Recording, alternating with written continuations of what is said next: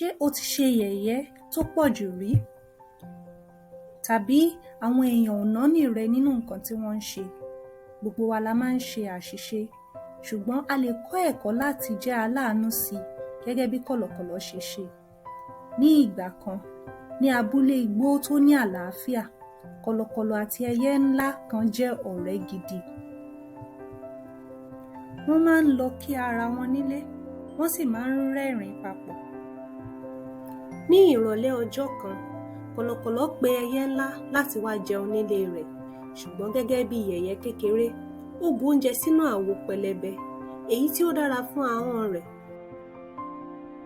ṣùgbọ́n tó ṣòro fún ẹnu gígùn tí ẹyẹ ńlá ní.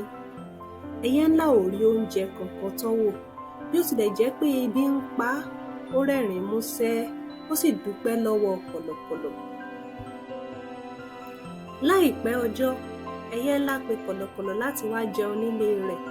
Ní ọjọ́ náà, ó ṣe oúnjẹ aládùn gẹ́gẹ́ bí ó ṣe fẹ́ ẹ, ṣùgbọ́n nígbà tí kọ̀lọ̀kọ̀lọ̀ jókòó láti jẹun, ó rí i pé òun kò lè jẹun nínú ìgò gíga náà, ó kàn lé láìta ni, èyí ò sì kún inú rẹ̀. Ẹyẹ ńlá farabalẹ̀ parí oúnjẹ nígbà tí kọ̀lọ̀kọ̀lọ̀ jókòó pẹ̀lú ebi. Nígbà yẹn ni ó mọ̀ bí ó ṣe rí láti jẹ́ ẹni tí a ò náání. Kọ̀lọ̀kọ̀lọ̀ kọ́ ẹ̀kọ́ náà. Ẹyẹ tí ó ń dun àwọn míì kì í dùn mọ́ nígbà tí ó bá kan èèyàn fúnra rẹ̀. Ó dáa láti tọ́jú àwọn míì bí o ti fẹ́ kí wọ́n tọ́jú rẹ. Nínú Bíbélì, Jésù kọ́ wa nínú ìwé Lúùkù orí 6 ẹsẹ̀ 21 pé ẹ ṣe sí àwọn míì gẹ́gẹ́ bí ẹ ṣe fẹ́ kí wọ́n ṣe sí yín.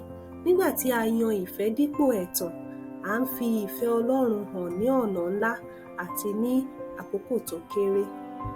Kọ̀lọ̀kọ̀lọ̀ rò pé eré òun dùn nígbà tí ó bu oúnjẹ tí òun nìkan lè gbádùn, ṣùgbọ́n nígbà tí ẹyẹ ńlá ṣe bẹ́ẹ̀, eré náà ò dùn mọ́. Jésù náà sọ ìtàn tó jọ bẹ́ẹ̀ nípa ọkùnrin ọlọ́rọ̀ kan tó ní ohun gbogbo, ṣùgbọ́n kò tọ́jú tálákà kan tí à ń pè ní Lázárù.